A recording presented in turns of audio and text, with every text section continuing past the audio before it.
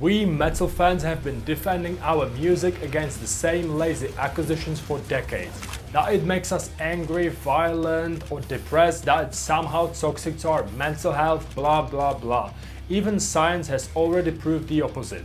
A 2015 study from the University of Queensland took 39 participants, deliberately put them in an angry state and then had them listen to extreme metal. Their anger actually dropped and their sense of calmness went up. So yeah, turns out headbanging might be therapy, not trauma. So if you have it the same way, then just let me know by dropping a comment below. Would love to know if you guys have it the same way. But basically, metal doesn't create negative emotions. Instead, it helps you process the ones you already have. Psychologists call this emotional regulation through mood conjurance. Basically, you don't suppress what you feel, you match it. You mirror the chaos inside so your nervous system can balance itself out. Think about it this way. When life hits you hardest, loss, anxiety, frustration, what do you reach for? Probably not smooth jazz, right? You go for something that screams with you, not at you. Something that says, yeah, life can be brutal, but you're not crazy for feeling this way. Metal becomes a safe space to feel these things without judgment. The only challenge is that life isn't like this all the time. There are bright moments too. If you live in this intense metal world for too long, listening to it 24/7, it might become hard to feel any other type of emotion. It's something I learned the hard way during my 7 days in total darkness.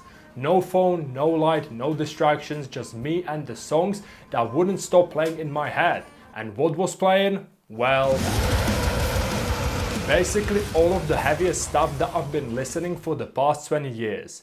When you remove all light, your brain's auditory cortex basically goes into overdrive. It becomes hypersensitive. McGill University did studies on sensory deprivation, showing that sound starts to feel physically louder and much more emotionally intense. People might think listening to death metal while walking at night is the same intensity, but it's not. You can see the moon, the stars, your body knows you're okay, so you can handle the brutal music, and very often it becomes enjoyable as well. It might be hard to imagine, but when you're in a pitch black darkness, there is nowhere to hide. There is nowhere to escape. It feels like that's the only thing that exists.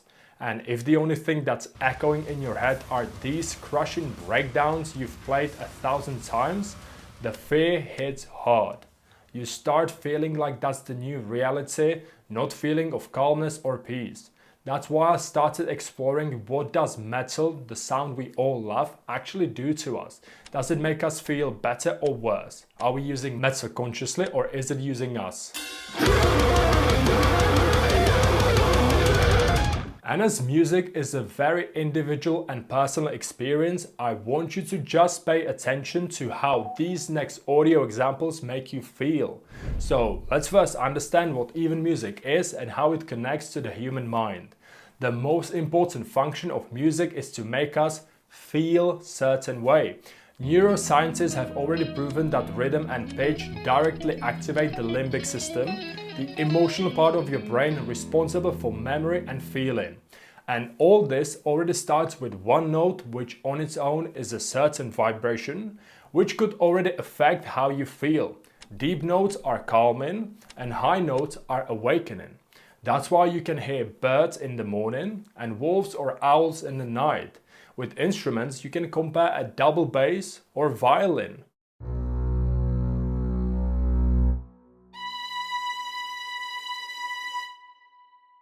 Does that already make you feel a certain way?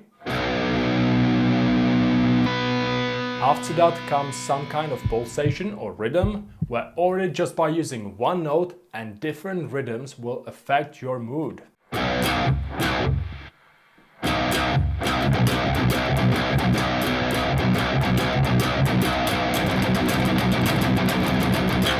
And then the last piece to the puzzle after the pitch and rhythm is an actual melody, which we get by lowering or increasing the pitch of that one note, which then gives us the actual key of the song.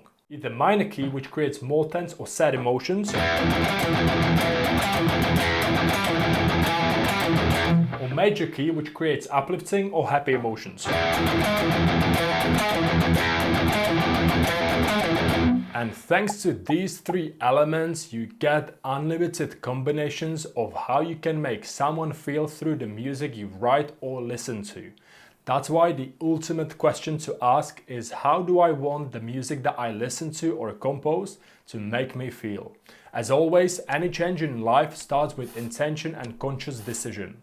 It's whether you want to control your life or you're okay with the life controlling you. Whether you want to control the music you listen to or let the music you listen to control you instead. As plenty of people, including myself, just put on their playlist and zone out. But what if you approach your music the same way you approach your practice? With intention, with purpose, and with a specific outcome in mind. If you feel angry or frustrated, it's important to acknowledge the darkness without fighting it, without pretending like it's not there. Instead, lean into it and get it out of your system.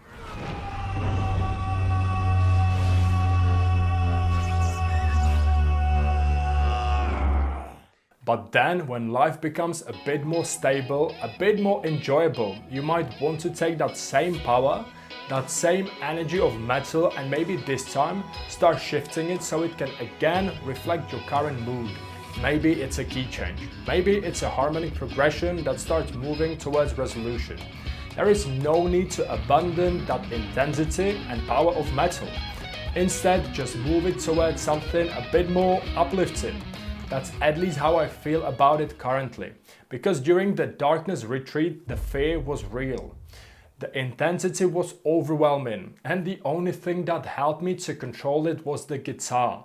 And very quickly, keys like E major and B major became my tools for dealing with the challenges of being completely alone. There wasn't a need making the songs too soft or overly pretty. I kept the same energy, the same drive of metal, but this time made it sound a bit more hopeful, a bit more optimistic.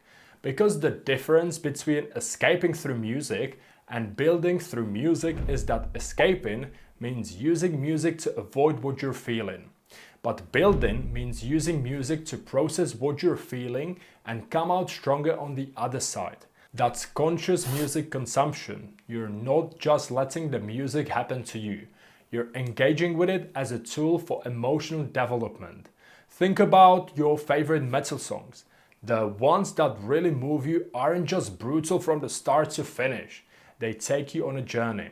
They acknowledge the struggle, they build through the intensity, and they then resolve through something that feels like victory or just calmness. All in all, metal isn't just negative. It helps you to reflect what's naturally already there and gives you the tools to process it. The question is, what happens after it's processed? And that's a question I'm gonna leave you with, so thank you so much for being here. If you now want to learn the skill of being able to achieve any mood or emotion when songwriting, then check out the next video here. Keep the guitar alive and have a great day.